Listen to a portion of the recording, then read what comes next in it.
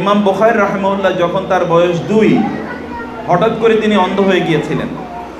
তার মা আল্লাহ সুবহানাহু ওয়া তাআলার কাছে প্রতি রাতেই দোয়া করতেন, তাহাজ্জুদের সালাত আদায় করে দোয়া করতেন, আল্লাহ তুমি আমার ছেলের চোখের আলো ফিরিয়ে দাও। একদিন তাহাজ্জুদের সালাত শেষে হঠাৎ করে তার সন্তানের আওয়াজ তিনি শুনলেন। সন্তান তাকে ডাকছেন, মা মা মা। উৎকীর্ণ কানে সন্তানের আওয়াজ শুনছিল, সন্তান কি বলতে চায়।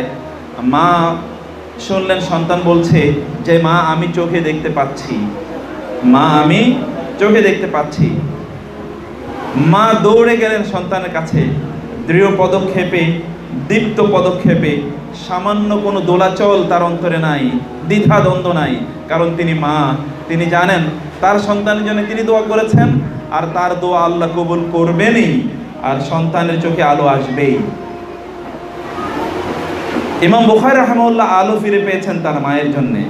শুধু দুনিয়ার আলোই তিনি ফিরে পেয়েছেন তা কিন্তু নয়, চোখের আলোই ফিরে পেয়েছেন তা কিন্তু নয়, তিনি জ্ঞানের আলো ফিরে পেয়েছেন।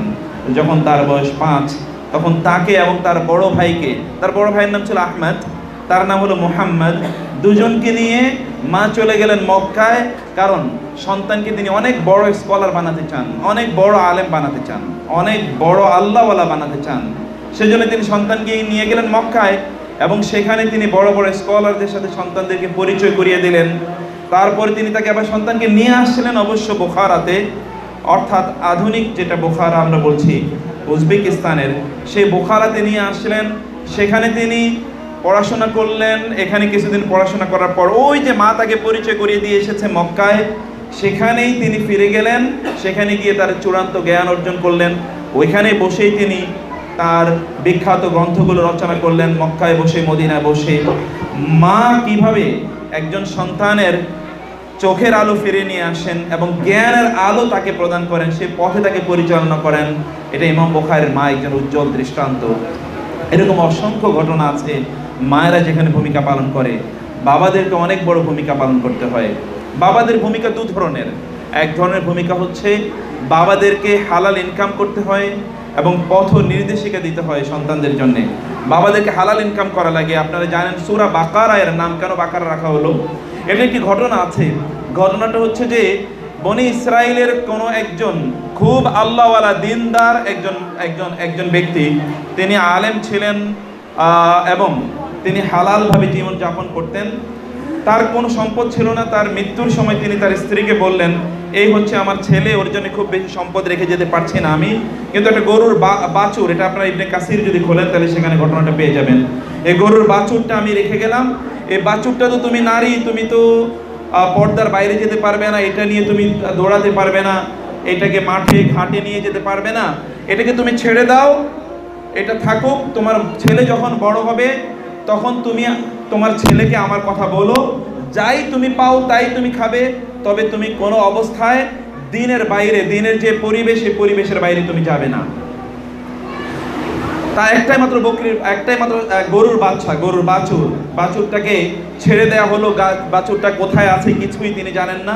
ছেলেটি যখন বড় হলো, একদিন মা ছেলেকে ডেকে বলেন, বাবা তোমার বাবার গল্প একটু তোমাকে বলি। বলে, বলো। আপনারা যেরকম আপনাদের দাদা অথবা নানা অথবা বাবাদের গল্প বলেন, নিজেদের আত্মীয় স্বজনের গল্প বলেন আপনাদের সন্তানদের কাছে গর্ব ভরে, মাও সেখানে তার স্বামীর গল্প, অর্থাৎ ছেলের বাবার গল্প তাকে বলছিলেন যে তোমার বাবা এরকম এরকম ছিল এবং একটা গরুর বাচ্চা রেখে গিয়েছেন, বাছুর। আমি জানি না ওই বাছুরটা কোথায়, আমি এমনি ওইটাকে ছেড়ে দিয়েছি, ওইটা বেঁচে থাকলে থাকবে, আর যদি বেঁচে না থাকে তাহলে না থাকুক, কিন্তু তোমাকে আমি এরকম দিনী পরিবেশে রাখার চেষ্টা করেছি, হালাল খাওয়ানোর চেষ্টা করেছি, হালালভাবে রাখার চেষ্টা করেছি। ছেলে বলল, মা তাইলে একটু দেখি তো আমি আমার গরুর বাছুরটা কোথায় আছে। ছেলে তখন বাইরে চলে গেলেন, লোকজনকে জিজ্ঞেস করলেন যে আমার বাবা এরকম একটা গরুর বাছুর রেখে গেছে, এই বাছুরটা কোথায়? লোকেরা বললো, ওই যে, আচ্ছা ওই যে ওইখানে ওইটা আছে। আমরা তো কেউ ওইটাকে কোনো অবস্থায় ওইটাকে ধরিও না, মারিও না, কোনো কিছুই বলে না, ওটা এমনি চলতো, যেখানে ইচ্ছা সেখানে যেত, ঘাস খেত, যেখানে ইচ্ছা সেখানে খাবার খেত, থাকতো। আমরা কেউ তাকে কিছু বলি নাই, কারণ আমরা জানি এটা তোমার বাবার বাছুর, এই জন্য আমরা কিছু বলি। তোমার বাবা খুবই আল্লাহওয়ালা দিনদার ভালো মানুষ ছিলেন, কারো কোনো ক্ষতি সাধন করেননি, আমাদের কোনো অর্থ কোনোদিন মারেন নাই, কোনোদিন আমাদেরকে ঠকাননি, এই জন্য আমরা ওইটাকে দেখে শুনে রেখেছি। ছেলে এবারে নিয়ে আসলেন গরুর বাছুরটাকে, এখন সে এটাকে লালন পালন করছে। এর মধ্যে আপনারা জানেন বনি ইসরায়েলের এক ভাতিজা তার চাচাকে হত্যা করেছে, কারণ ভাতিজা চায় চাচার মেয়েকে অর্থাৎ কাজিনকে বিয়ে করার জন্য। কাজিন আবার ভাতিজা ছিল একটু দুষ্ট চরিত্রের, সেই জন্য ভাতিজার কাছে চাচা তার মেয়েকে বিয়ে দিতে চায়নি। এই জন্য ভাতিজা চাচাকে হত্যা করে তার লাশটা অন্য একটা গ্রামের রাস্তার মুখে ফেলে আসে। ওয়াইদ কাতালতুম নাফসান ফাদারাতুম ফিহা ওয়াল্লাহু মুখরিজুম মা কুনতুম তাকতুমুন, যখন তোমরা একজন মানুষকে হত্যা করলে, তাকে কে হত্যা করলে এটা নিয়ে তোমরা নিজেদের মধ্যে বিবাদ করছিলে, আর আল্লাহ বের করে দিলেন কে এই মানুষটিকে হত্যা করেছিল। আমি তাদেরকে বললাম তোমরা একটা গরু জবাই করো এবং গরুর কিছু অংশ দিয়ে তোমরা এই মানুষটাকে আঘাত করো, তাইলে সে অবশ্যই জীবিত হবে। কাযালিকা ইউখরিজুল্লাহুল মাউতা, এভাবে আল্লাহ সুবহানাহু ওয়া তাআলা মৃতদেরকে জীবিত করবেন। এরপর আপনি জানেন যখন বনি ইসরাইলকে বলা হলো একটা গরু তোমরা জবাই করো, বনি ইসরাইল বলল আমরা তো আসলে জানি ইন্নাল বাকারা তাশাবাহা আলাইনা ওয়া ইন্না ইনশাআল্লাহু লামুহতাদুন, এই গরু কেমন হবে জানি না, গরুর রং কেমন হবে, গরুর বয়স কত হবে, দাঁত পড়েছে কিনা, তার কয়টা দাঁত আছে, এটা দিয়ে কোনোদিন হাল চাষ করা হলো কিনা, ইত্যকার বহু বহু বহু প্রশ্নের পর তারা এমন একটা গরুর বিশ্লেষণ তারা পেল, কোয়ালিফিকেশন পেল, এমন একটা গরুর কথা তাদেরকে বলা হলো এই গরু আর কোথাও খুঁজে পাওয়া যায় না। কিন্তু ওই গরু খুঁজে পাওয়া গেছে কার কাছে? ওই যে ইয়াতিম বালকের কাছে গরুটা খুঁজে পাওয়া গেল। এখন বনি ইসরায়েলের লোকেরা ইহুদিরা গিয়ে ওই ইয়াতিম বালককে বললো তোমার গরুটা আমরা কিনতে চাই, কারণ গরুর যে কোয়ালিফিকেশন এসছে এই গরু ছাড়া আর কোনো গরুই মিলে না। করণীয় কি? বলে না আমি তো এই গরু বিক্রি করবো না, এটা আমার বাবার স্মৃতি। না, তোমাকে এই গরু বিক্রি করতেই হবে, কারণ আমরা বিশাল বিপদে আছি। এই গরুকে জবাই করে একটা টুকরা মাংস দিয়ে আমরা ওই মৃতকে জীবিত করতে হবে, and then he will say who is the killer. কিন্তু সে তো গরু বিক্রি করবে না, এই জন্য বিক্রি করবে না এমন একটা দাম চেয়েছে যে দামে দিয়ে কেউ কিনবে না। আপনি কোনো জিনিস বিক্রি না করতে চাইলে এমন দামই আপনি চান, যা এরকম পারলে এরকম দাও। এখন সে দাম চাইলো এই গরুর ওজনে স্বর্ণ মুদ্রা দিলে তারপরে গরু বিক্রি করবো। গরুর ওজনে স্বর্ণ মুদ্রা, চিন্তা করে দেখেন, ওদের তো আর কোনো উপায় নাই, ওরা ওদের মহিলাদের স্বর্ণ অলংকার এবং ওদের স্বর্ণ মুদ্রা এগুলো সব নিয়ে আসলো, গরুর ওজনে স্বর্ণ মুদ্রা দিয়ে তারপরে তারা ওই গরু কিনে নিয়ে গেল। একটা গরু বিক্রি করে ওই ছেলে ওই যুগের শ্রেষ্ঠতম ধনীতে পরিণত হয়েছে। এখন আপনি আবার মনে করেন না তাহলে চলো গরু পালন করা শুরু করি। কেউ যদি কোনো একদিন আইসা আমাকে বলে যে তোমার গরুটা বেচো, এই ওজনে টাকা দেবো, এটা হবে না। আপনার স্বামীকে অথবা আপনার বাবাকে অথবা পুরুষরা ডান পাশে যারা বসে আছেন তাদেরকে হালাল জীবন যাপন করতে হবে।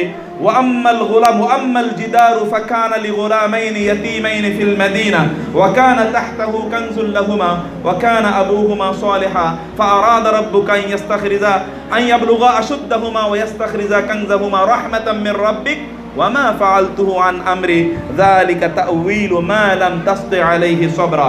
আপনারা জানেন সূরা আল কাহাফ, যে সূরাটি আমাদেরকে প্রতি শুক্রবারে তেলাওয়াত করতে হয়, এবং প্রতি শুক্রবারে এই সূরাটি যারা তেলাওয়াত করবে এক শুক্রবার থেকে অন্য শুক্রবার পর্যন্ত এই মধ্যবর্তী উইকটি আল্লাহ সুবহানাহু ওয়া তাআলা ওই ব্যক্তির জন্য আলোকিত করে দেবেন। আল্লাহর পক্ষ থেকে আলো আসবে, নূর আসবে, ওই ব্যক্তির গোটা জীবন, তার পথ, তার কার্যকলাপ, তার সংসার, তার পরিবার, তার ঘর, তার বাইরে, তার জীবন সব কিছু আল্লাহ সুবহানাহু ওয়া তাআলা নূর দিয়ে আলোকিত করে দেবেন। এটা মুহাম্মদুর রাসূলুল্লাহ সাল্লাল্লাহু আলাইহি ওয়াসাল্লাম বলেছেন, আমি বলিনি। যাই হোক, সেই সূরা আল কাহাফে আল্লাহ সুবহানাহু ওয়া তাআলা একটি ঘটনা বর্ণনা করেছেন। সেই ঘটনাটি ছিল মুসা এবং খিজির আলাইহিস সালাতু ওয়াস সালাম। আপনারা জানেন মুসা আলাইহিস সালাতু ওয়াস সালাম এবং খিজির তারা চলছিলেন। খিজির অনেকগুলো কাজ করছেন, মুসা বারবারই তাকে প্রশ্ন করছেন।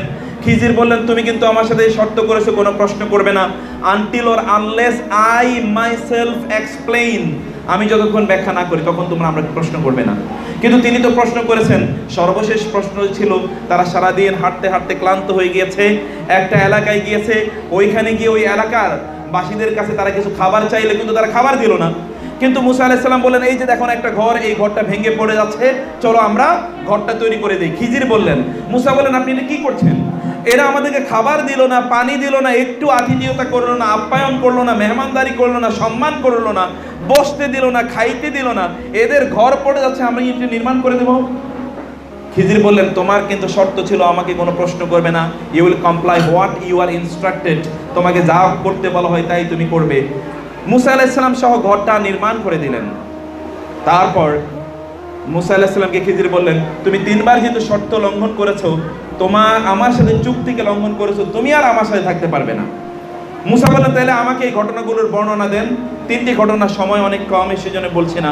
তৃতীয় ঘটনাটি আল্লাহ বলছেন তার কোরআনে, খিজির আলাইহিস সালাতু ওয়াস সালামের ভাষায়, ওয়া আম্মাল জিদার, আর এই যে আমি ঘরটা নির্মাণ করে দিলাম যার দেয়ালটি ভেঙে পড়ছিল, ফাকানা লিগুলামাইনি ইয়াতীমাইনি ফিল মাদিনা, এই শহরের এই জনপদের 2 ইয়াতীম বালকের ছিল এই ঘরটি। ওয়াকানা তাহতাহু কানজুল লাহুমা, এদের বাবা মারা গিয়েছিল, বাপ মা দুজনেই মারা গিয়েছে। কিন্তু এই বালক দুটো এরা কিভাবে বড় হবে, এদেরকে দেখাশোনা করবে কে? এই জন্যে বাবা মা তারা আল্লাহর কাছে দোয়া করলো। বিশেষ করে তার বাবার ইনকাম ছিল হালাল। বাবারা যারা আছেন, বাবার ইনকাম ছিল হালাল।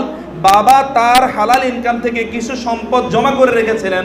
ওই সম্পদগুলো মাটির নিচে পুঁতে রেখে আল্লাহর কাছে দোয়া করলেন, আল্লাহ আমার সন্তানগুলো বড় না হওয়া পর্যন্ত যাতে এই বাসায় থাকে এবং এরা যাতে এই গুপ্ত ধনটা খুঁজে পায়, এগুলো যাতে তাদের ভবিষ্যৎ কাজে ওরা ব্যবহার করতে পারে।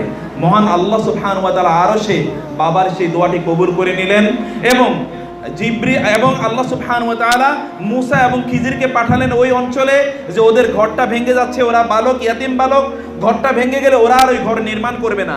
আর এই এলাকার লোকেরাও রেসপন্সিবল না, এরাও দায়িত্বশীল না, ওর ঘরটা নির্মাণ করে দেবে না। সেই জন্য আল্লাহ 2জন নবীকে পাঠালেন। একজন তো নবী, আরেকজন কমপক্ষে নবী না হলেও নবীর মতোই মর্যাদাবান। 2জনকে আল্লাহ পাঠালেন, যাও ওই ঘরটা নির্মাণ করে দাও, যাতে ইয়াবলুগা আশুদ্দাহুমা, যাতে ওরা যৌবনে পৌঁছতে পারে, ওরা প্রাপ্ত বয়স্ক হয়, ওয়াস্তাখরিজা কানজাহুমা, এবং এই গুপ্ত ধন তারা এটা যাতে তারা খুঁজে পায়। রাহমাতাম মির রাব্বিক, আল্লাহর পক্ষ থেকে রহমত, এটা আল্লাহর পক্ষ থেকে রহমত। এবং খিজির বলেন, ওয়ামা ফাআলতুহু আন আমরি, I have not done it on my own decision, it was an order from Allah. আল্লাহর পক্ষ থেকে একটা অর্ডার এসেছে, এই অর্ডারটা শুধুমাত্র আমি পালন করেছি, এটা আমি আমার নিজে করিনি। প্রিয় ভাইরা, আপনারা যদি আপনাদের ইনকামটাকে হালাল করেন, তাইলে আপনাদের সন্তানদেরকে টেক কেয়ার করার জন্যে, ওদের দেখাশোনা করার জন্যে মহান আল্লাহ সুবহানাহু ওয়া তাআলা আসমান থেকে ফেরেশতা নাজিল করে দেবেন। এখন হয়তোবা আল্লাহ নবী পাঠাবেন না বটে, কিন্তু আল্লাহ সুবহানাহু ওয়া তাআলা ফেরেশতা পাঠিয়ে দেবেন। সেজন্য আপনাদেরকে আমাদের জীবন পদ্ধতি ঠিক করতে হবে। আমরা শুধুমাত্র গল্প বলে গেলেই চলবে না। অনেক ঘটনা বললাম, অনেক ধরনের আপনাদেরকে থিওরি দিয়ে গেলাম। আমাদের এখন তো নলেজগুলো হলো এক ধরনের sharing of information or transfer of information. আপনি যেটা জানেন না, এটা শুধু আমি আপনাকে জানিয়ে গেলাম। এই জাতীয় জ্ঞানে কোনোদিন মানুষের পরিবর্তন হয় না, পরিবর্তন হতে হয় ট্রান্সফরমেটিভ নলেজ। রাসূলুল্লাহ সাল্লাল্লাহু আলাইহি ওয়াসাল্লাম শুধুমাত্র মানুষ যেটা জানতেন না ওটা তাদেরকে জানিয়েছেন এরকম নয়, বরং মানুষের মধ্যে ট্রান্সফরমেশন, পরিবর্তনের জন্য রাসূল সাল্লাল্লাহু আলাইহি ওয়াসাল্লাম কাজ করেছেন। এই পরিবর্তনের কাজ আমাদেরকে করতে হবে। বাচ্চাদেরকে শুধুমাত্র গল্প বললেই, উপদেশ দিলে ওরা শুনে না, ওরা শুধুমাত্র দেখে দেখে দেখে দেখে শিখে। আপনি